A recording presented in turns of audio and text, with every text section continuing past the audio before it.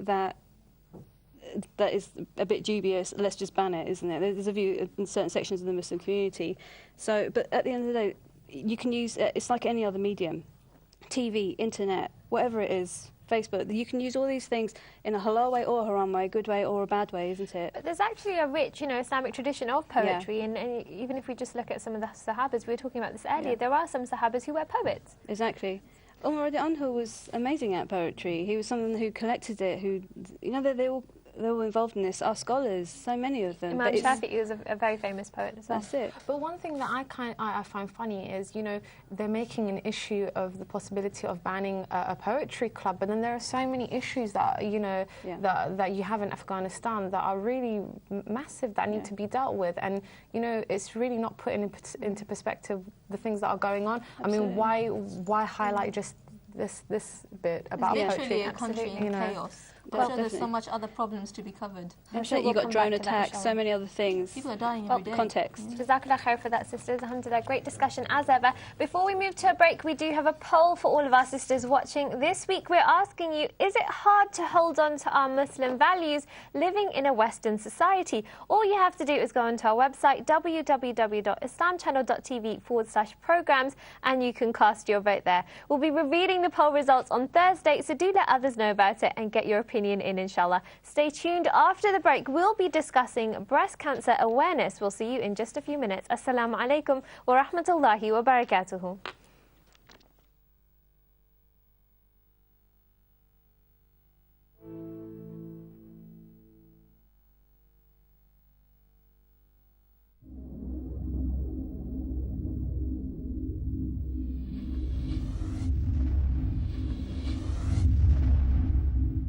The 6th Global Peace and Unity Festival, brought to you in association with Libara Mobile.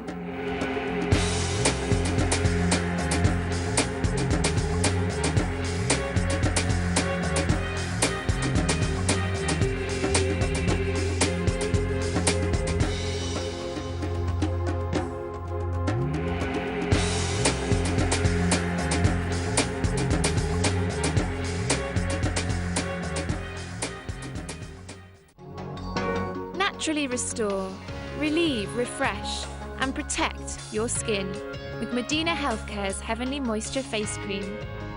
With a refreshing black seed oil formula and using only the purest ingredients, Medina Healthcare's Heavenly Moisture is ideal for Hajj and Umrah and is certified by the HFA and Vegan Society. The Heavenly Face Cream contains no perfume and provides intensive moisture for every skin type. Medina Healthcare, enhancing your well-being both physically and spiritually. The Yusuf Islam Foundation presents Islamia Girls' School. Established 25 years ago, we are a secondary girls' school ranked amongst the highest in the London Borough of Brent. In 2013, students took an average of 14 GCSEs, and over 60% of all GCSE grades were A star to A. Our subjects include the full national curriculum, plus art, Arabic, food tech, and much more. We also offer an exciting array of after-school clubs. Come and visit us to see how your daughter can benefit. Hajj, a journey to the blessed land, a journey to the house of Allah, a journey you will never forget. To perform this spiritual journey of a lifetime, start saving with Oasis today. Invest in your future. The Oasis Crescent Way, the compliant way. For more information, visit our offices at 50 Hands Crescent, Knightsbridge, or call us on 0808 238 7543. Southwest Pakistan has been struck by 2 devastating earthquakes. Muslim Hands has a dedicated team on the ground to help the people affected. Thousands are now left open to the elements as weather conditions change. Help us save lives, so together we can provide food, shelter and medical aid immediately. Your urgent help is needed to an already impoverished area. Visit muslimhands.org.uk or call us today.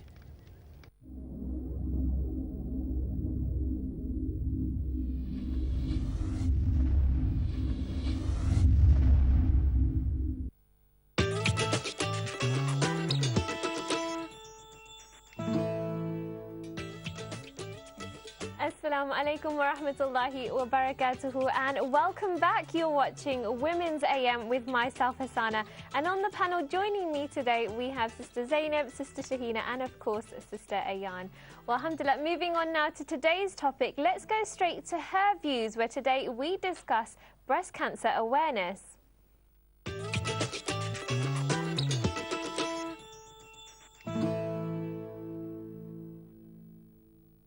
5,000 people are diagnosed in the UK. That's the equivalent of 150 people every day, and nearly 12,000 people die from it every year.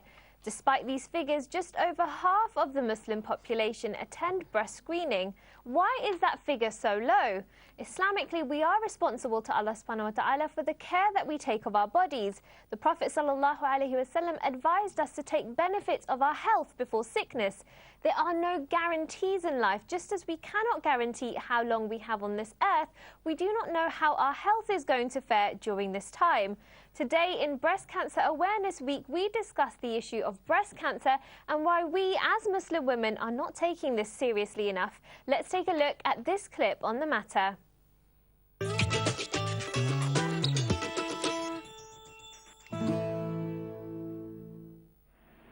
Breast cancer is not a secret or an issue to put under the carpet anymore. Western countries are more open to discuss and ready to fight it. But figures show that women from Muslim backgrounds can still be reluctant to talk about it.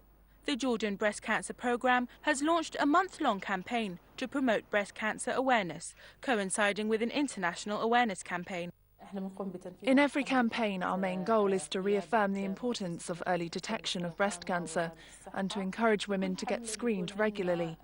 Each year we choose a slogan that reflects the needs of the Jordanian woman and addresses the reasons that may prevent her from undergoing the test.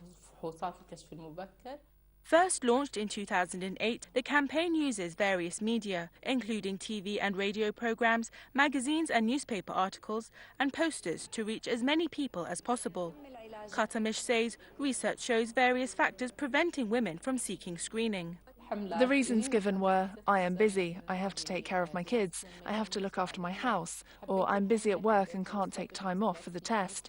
This is typical of the Arab and Jordanian woman, where she prioritises everything over herself and her health. Because of this, we decided to use the slogan, your health is more important, get screened now. Dr. Yasser Qutaiba also says it's important to fight false stereotypes about cancer. People used to be very afraid of this illness, and there was a stain on the family that has cancer. For example, people would not admit that a loved one had been diagnosed with cancer. They would say she died of an illness. They feared this would affect the marriage prospects of their family members.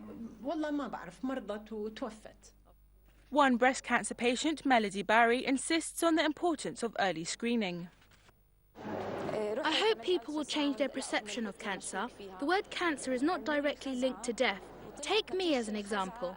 I found out I have cancer a few days before my wedding, and despite this I got married and continued my journey. I started my treatment straight after my wedding. I didn't even go on a honeymoon, and thank God I'm doing very well. I'm continuing my treatment. Though there are many institutions, individuals and campaigns working to educate women on the issue, what is still holding them back and not letting them take a step further for their own health? And what can be done to change attitudes towards this life-destroying disease? Do you think we as women know enough about breast cancer? Well, you can join in our discussion by calling in live to the show. The number will be appearing on your screen throughout this segment. A really, really, interesting clip there, and the clip at the end with the sister talking, that was really heartbreaking, wasn't it? Yeah, mashallah. I mean, I think she made a really good point, saying that, cancer doesn't necessarily mean death, and the earlier you kind of go about detecting it and getting treatment for it, the better. I mean, you can see, despite her having the cancer, that she was still radiant, still happy, and still hopeful for her future. So she still went ahead with her wedding. Yeah, exactly, mashallah. Absolutely. Well, let's just break this idea down of breast cancer, because for a lot of people there are lots of misconceptions about it. What is breast cancer? Well, normally when cells split, the DNA gets copied, and what happens with cancer cells is that when the DNA gets copied, there's a bit of a mistake, and this doesn't always translate becoming cancer, because we do get some mutations in our cells, and often these mutations don't cause any problems. But where the problem occurs is when these cells with the mutations start sort of behaving differently, and they rapidly duplicate and start forming a tumour. Now, not all tumours do develop into sort of spreading cancerous cells. They just stay in one place, and that's basically just it. But you do get cancers while they're rapidly splitting up, and they're going into other places, going into the lymph nodes, affecting other systems of the body, and then this is where it turns into cancer. So this abnormal cell division kind of multiplies and starts reacting and behaving differently. I mean, how can it be detected and treated? So, you know, Sister Ayaan earlier mentioned that the earlier it's detected, the greater the chance you have of kind of doing something about it. There are so many different ways. We'd be here all day if I went through every single one, but I thought I'd look at the two primary methods. First of all, personal checks. This is so important. Not everything is picked up by mammograms, and I'll explain what that is in a minute. But it's so important that we are checking, and there are certain, we should be like feeling if there are any lumps and things like that, or any, there's a lot of different signs that we can be looking for: swellings, skin irritation, pain within the chest area, reactions. Anything that's odd or unusual. That's something that even if we're unsure, it's something that we should definitely get checked out. And even in terms of the cancer spreads through the lymph nodes, like the sister was saying. So checking along the collarbone, any kind of swellings, because that can it can show there before it shows anywhere else. See, that's something not a lot of people know, that you should be checking your collarbone area. And I think one of the sisters earlier was saying even I believe below the kind of armpits, that kind of area should be checked as well. That's it, absolutely. So after personal checking, there's mammograms. So there's essentially two different types of mammograms. They're an X-ray of the breast.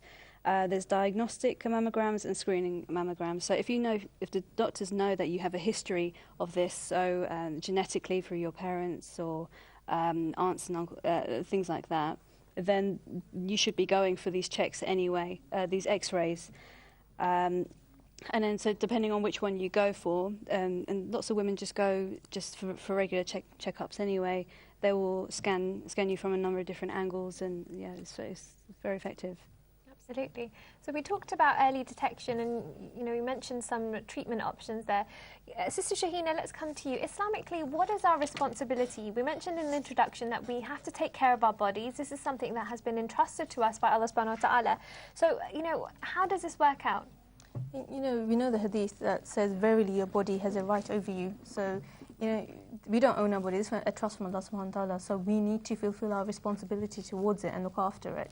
And sometimes I think, especially within the Muslim, it's a bit more, in the Western communities, people are a bit more aware, and women are more likely to do something about it than within the Muslim community, because often there's the issue of haya, there's a lot of issues of embarrassment, or, like in the video they showed, prioritizing other things over yourself.